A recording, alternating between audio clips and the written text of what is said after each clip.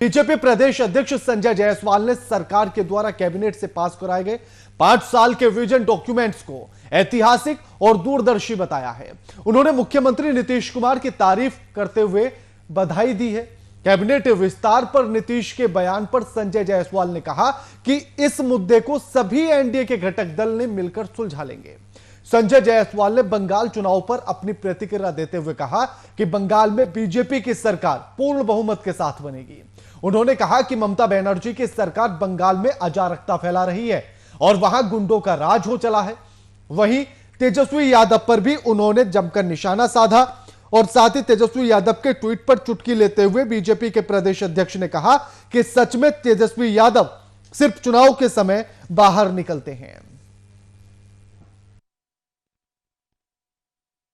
नीतीश कुमार जी और बिहार सरकार का बहुत आभारी हूं कि अगले 5 वर्षों का विजन जो माननीय नीतीश कुमार जी के नेतृत्व में बिहार सरकार ने जो दिया है वह बिहार के विकास के लिए बहुत ही बड़ा कदम साबित होगा। और जिस तरह से सभी जो हम लोगों ने बातें कही थी, चाहे वह भारतीय जनता पार्टी हो, जनता दल यू हो, वीआईपी हो, हम हो, सभी के ने जो जनता से वादा किया था उसके लिए मैं माननीय नीतीश कुमार जी को और बिहार सरकार को आभार व्यक्त करता हूं। हमारा जो विकास का कार्य है वह हम लगातार कर रहे हैं और बंगाल में भारतीय जनता पार्टी की विशुद्ध सरकार बनने जा रही है और बंगाल विकास की नई ऊंचाइयों को प्राप्त करेगा।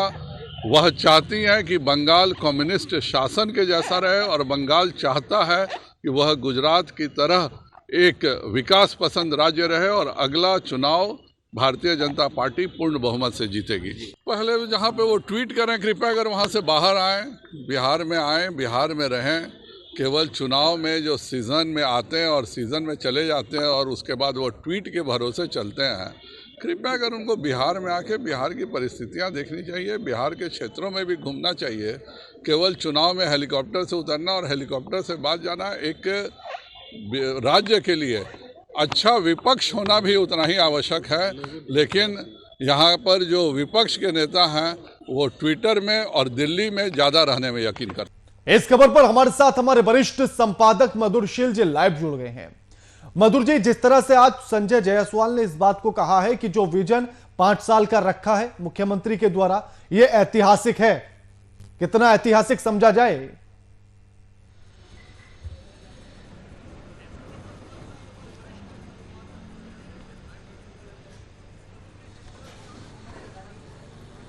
देखिए, अभी तो आगाज हुआ है और अंजाम तक जाना बाकी है राना। और जिस हिसाब से कल कैबिनेट की अगर बात करें तो वास्तव में जो मतलब चुनावी जो घोषणाएं थी, इनकी चुनाव में जो वायदे किए थे बिहार की जनता से एनडीए गठबंधन के नेताओं ने, वो कई जो महत्वपूर्ण बिंदु थे उस पर कल कैबिनेट का फैसला आया है। इसलिए सरकार की जो शुरुआती जो मंशा है वो दिख रही है कि राज्य की जनता के प्रति उनका एक जो कमिटमेंट था वो धीरे धीरे वो पूरा करते नजर आ रहे हैं। जिस तरह से जो वायदे थे कि 19 लाख रोजगार सृजन का, उसके लिए युवाओं को 10 लाख रुपया लोन देने की बात है स्वरोजगार के लिए, जिसमें 5 लाख रुपये का सब्सिडी है, मतलब 50% की सब्सिडी की बात। अब तक आप देखेंगे सरकारी योजनाओं में जो सब्सिडी की बात होती थी, शिक्षित बेरोजगार युवाओं को अनुदान जो दिया जाता था, मतलब ऋण जो दिया जाता था, उसमें 30% तक का ही सब्सिडी का प्रावधान था अधिकतम। लेकिन पहली बार ऐसा हुआ कि 50% तक जो है वो मतलब सब्सिडी दी जा रही है।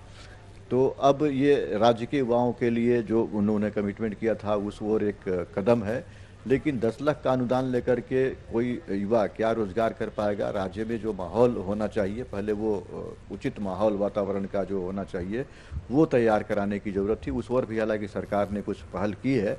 दूसरी तरफ आपने देखा होगा कि नरेंद्र मोदी जब चुनावी उसके दौरान आ रहे थे तो कोविड-19 से रिलेटेड जो वैक्सीन थी उसका निःशुल्क वैक्सीनेशन का वादा किया था उन लोगों ने, जिसका कि अमली जामा पहनाया है कल सरकार ने, बिहार सरकार ने, कैबिनेट ने उसके लिए ही फैसला किया है। तो उस राना कई और अहम मुद्दे हैं जिन पर कि जैसे शिक्षित जो बालिकाएं हैं, इंटर पास को 25,000 और ग्रेजुएट पास को मतलब ग्रेजुएट छात्राओं को 50,000 का मतलब सरकारी सहायता देने की बात कही गई है।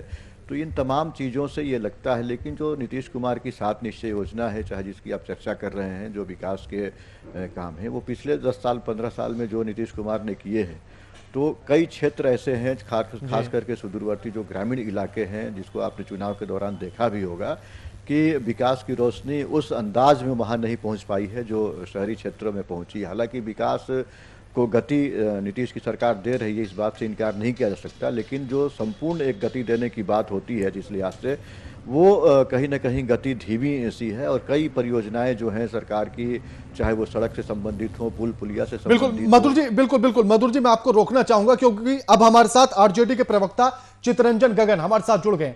चितरंजन जी, स्वागत है आपका वीआईपी न्यूज पर। चितरंजन जी, सुन पा रहे हैं आप मुझे?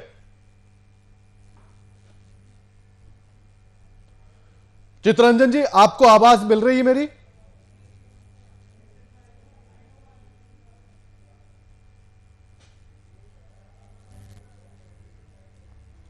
लगता है उनसे तकनीकी कारणों के चलते संपर्क नहीं हो पा रहा है। मधुर जी हमारे साथ जुड़े हुए हैं। मधुर जी, लेकिन जिस तरह से संजय जायसवाल ने यह भी कहा कि मजबूत विपक्ष का होना तो जरूरी है, लेकिन तेजस्वी यादव अब बाहर नहीं निकलते, सिर्फ चुनाव के समय पर दिखाई दिए थे।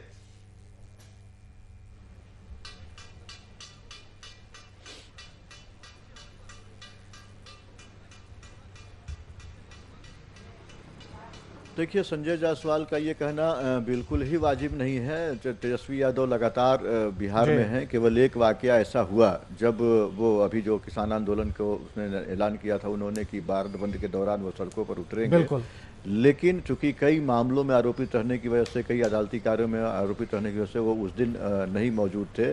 और एकाक और भी घटनाएं हैं कई इस तरह से जिस समय तेजस्वी यादव को नहीं देखा गया। बिल्कुल मधुर जी, आपके पास लौटूंगा। मधुर जी, आपके पास लौटूंगा, लेकिन हमारे साथ अब आरजेडी के प्रवक्ता चितरंजन गगन हमारे साथ जुड़ गए हैं।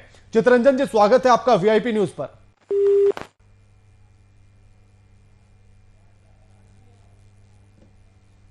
तकनीकी कारणों के चलते उनसे संपर्क नहीं हो पा रहा है।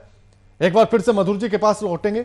मधुर जी, जिस तरह से अभी आप इस बात का जिक्र कर रहे थे कि सिर्फ एक या दो ही मौके ऐसे रहे हैं जब तेजस्वी यादव नजर नहीं आए हैं, किस तरह से इस बयान को देखा जाए संजय जायसवाल के?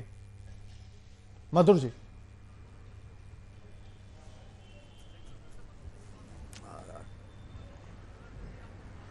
देखिए, सत्ता पक्ष और विपक्ष के बीच बयानबाजियों का जो दौर है वो चलता रहता है और यही वजह है। हालांकि जिस तरह से विपक्ष, आपने देखा होगा कि शुरुआती दौर में आक्रामक था सरकार के रवैये के प्रति, सरकार की तमाम बातों को लेकर के, वो अब कहीं उस तरह से वो दिख नहीं रहा। किसान आंदोलन के जरिए एक बार विपक्ष की मजबूत उपस्थिति जरूर दिखी थी, लेकिन उसमें तेजस्वी यादव नदारद थे और यही वजह है कि आज संजय जायसवाल को ये बोलने का मौका मिला है। लेकिन विपक्ष जिस मैंडेट के साथ है, आपने देखा होगा कि विपक्ष के नेताओं का बयान लगातार उस तरह से आता रहा है, या राज्य की जो समस्याएं हैं, राज्य की जनता की जो समस्याएं हैं। बिल्कुल मधुर जी एक बार फिर से हमारे साथ जुड़ गए हैं आरजेडी के प्रवक्ता चितरंजन गगन। चितरंजन जी, स्वागत है आपका वीआईपी न्यूज पर। धन्यवाद। चितरंजन जी, जिस तरह से आज संजय जायसवाल ने कहा है कि जो कैबिनेट में आज जो पास कराए गए हैं वो 5 साल का विजन है और ऐतिहासिक है, कितना ऐतिहासिक माना जाए चितरंजन जी? ये जुमला है जिस चीज को जो कल कैबिनेट में पास किए हैं जी, यह तो पहले से ऑलरेडी इन लोगों का घोषित है जी, कोई नया नहीं किए हैं। पहले भी इन लोगों का जो कार्यक्रम इन लोगों ने घोषणा किया है वही है, जिसका कोई इम्प्लीमेंटेशन नहीं हुआ, कहीं कोई लागू नहीं हुआ, कहीं जमीन पर नहीं है, धरातल पर नहीं है। तो जुमलेबाजी है, तो जुमलेबाजी करते हैं, जुमलेबाज एक्सपर्ट हैं। वो तो तेजस्वी यादव को भी कह रहे हैं कि वो दिखाई नहीं देते हैं, सिर्फ चुनाव के समय पर दिखाई दिए थे, अब दिखाई नहीं दे रहे हैं। अच्छा, इनको जो है तो सरकार कहाँ दिखाई पड़ रही है? सरकार ने इनको बताना चाहिए सरकार कहाँ दिखाई पड़ रही है। बिहार में हर जगह लूट, हत्या, बलात्कार, लॉ एंड ऑर्डर नाम की चीज नहीं है। दिखाई तो सरकार ने पड़ना चाहिए। तब बैठ कर केवल जो है सो बयानबाजी करेंगे और एसी में बैठ कर जो है सो जनता के पैसा लूटेंगे और खाएंगे। कहाँ सरकार दिखाई पड़ रही है? तेजस्वी यादव को खोज रहे हैं, सरकार कहाँ दिखाई पड़ रही है? संजय जायसवाल जी उसका जवाब दें, सरकार कहाँ दिखाई पड़ रही है बिहार में? खुलेआम जिस ढंग से लॉ एंड ऑर्डर की स्थिति बिगड़ी हुई है, कहीं शासन और शासन नाम का चीज नहीं है और नेता प्रतिपक्ष को खोज रहे हैं। और उनका कहना सरकार कहाँ है, सो मैं बता दें कि सरकार कहाँ दिखाई पड़ रही है। चितरंजन जी, उनका कहना है कि उसी अपराध को कंट्रोल करने के लिए समीक्षा बैठक की जा रही है। क्या करते हैं, एक महीना में 3 बार, किसी भी स्टेट में ऐसा नहीं हुआ कि महीना में 3 बार लॉ एंड ऑर्डर का समीक्षा हो और उसके बाद जो है तो स्थिति बद से बदतर होती जाए। बंगाल में थोड़ा सा माने हंगामा हो गया तो वहां पर गवर्नर से रिपोर्ट मांगा जा रहा है, डीजीपी और चीफ सेक्रेटरी को उनका तो कहना है कि बंगाल में भी पूर्ण बहुमत से सरकार बन रही है, तैयारी शुरू कर दी है उन्होंने, बंगाल चुनाव की भी तैयारी शुरू कर दी है। वही तो कर रहे हैं कि जैसे जहां पर कुछ नहीं है तो वहां पर जबरदस्ती हस्तक्षेप कर रहे हैं जो इनके अधिकार क्षेत्र में नहीं है, और जहां पर इनकी सरकार है वहां पर जो है खुलेआम हत्या, लूट, बलात्कार हो रहा है। जी बिल्कुल बिल्कुल, शुक्रिया आपका चितरंजन जी हमारे साथ ये तमाम बातचीत करने के लिए। हमारे साथ हमारे वरिष्ठ संपादक मधुरशील जी जुड़े हुए हैं। मधुर जी, जिस तरह से संजय जायसवाल का यह भी कहना है कि अब वो पश्चिम बंगाल तक चले गए बात करते करते, उन्होंने कहा वहां तो पूर्ण बहुमत के साथ सरकार आ रही है, यानी कि तैयारियां शुरू। मधुर जी,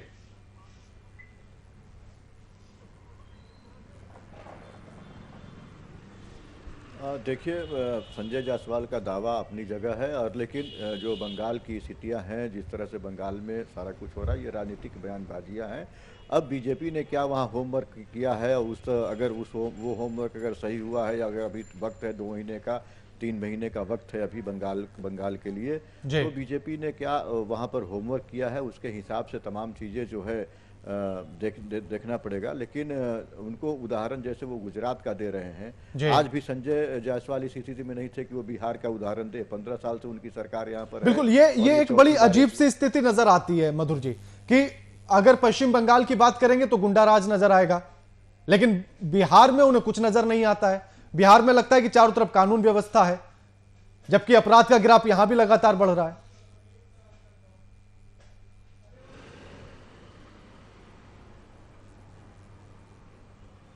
तो मैं वही बता रहा था कि अगर वो बिहार के प्रगति से, बिहार में जो तमाम तरह की विकास योजनाएं चल रही हैं, या कानून व्यवस्था की जो मौजूदा स्थिति है, उस पर अगर इनका पॉजिटिव सोच अगर ये रखते, तो शायद गुजरात का नहीं हवाला देते, बल्कि बिहार का हवाला देते, क्योंकि 15 वर्षों से उनकी सरकार रही है। बीच में 18 महीने के लिए जरूर दूसरी सरकार बनी थी यहाँ 2015 में, लेकिन अब फिलवक्त उनकी सरकार चल रही है और चौथी बार एनडीए की सरकार बनी है यहाँ पे।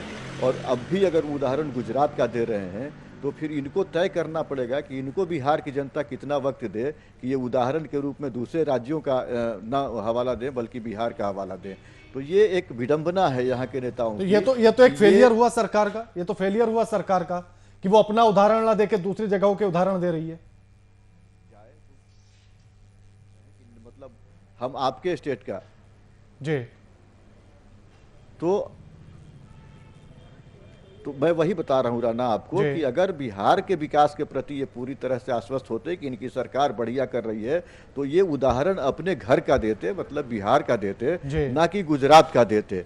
तो ये कहीं न कहीं एक विडंबना है। और देखिए, विपक्ष जो है इन तमाम चीज़ों को लेकर के काफ़ी संजीदा भी है। आपने अभी चितरंजन गगन का सुना कि आपको जो करना चाहिए, सरकार कहाँ दिख रही है, सरकार को जनता के बीच काम करना है, ना कि विपक्ष को जनता के बीच काम करना है।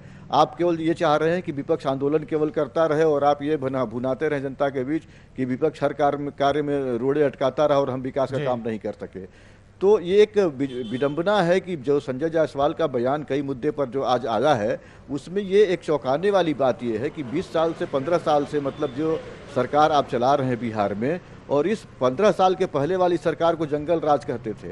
इन 15 सालों में आपने इसका मतलब कुछ भी सुधार नहीं किया कि आपको आज भी विकास के पैमाने पर आप गुजरात को ही अव्वल मानते हैं। आपने 15 वर्षों में कुछ भी नहीं किया। तो ये एक सवाल जनता के मन में आज जरूर जाएगा कि क्या एनडीए की सरकार को उन्होंने चौथा मौका दे करके गलत क्या कर दिया कि इस 15 सालों में आप ये भी आज बिहार उदाहरण भी नहीं बन सकता बिहार नज़ीर, खास करके बंगाल के उस स्थिति में अगर तुलनात्मक रूप से अगर आप देखें तो ये एक अजीब सी स्थिति उत्पन्न हुई है इनके बयान को आने के बाद। और जनता भी इस बात को सोचेगी, विपक्ष भी इस बात को सोचेगा कि आखिरकार ये मौजूदा जो सरकार है, 15 वर्षों से जो सरकार चल रही है, क्या विकास के पैमाने पर एकदम फिसड्डी रही है कि उन्हीं के नेता आज अगुवा है Bihar Bharatiya Janata party, single largest party के रूप में अगर देखें एनडीए गठबंधन में तो बीजेपी है, और आज आपके चश्मे से भी विकास नहीं दिख रहा है तो बिल्कुल ये फिर सोचने और गंभीर विषय बन जाता है कि अगर खुद के चश्मे से भी नजर नहीं आता है तो विकास। शुक्रिया आपका मधुर जी, हमारे साथ ये तमाम बातचीत करने के लिए।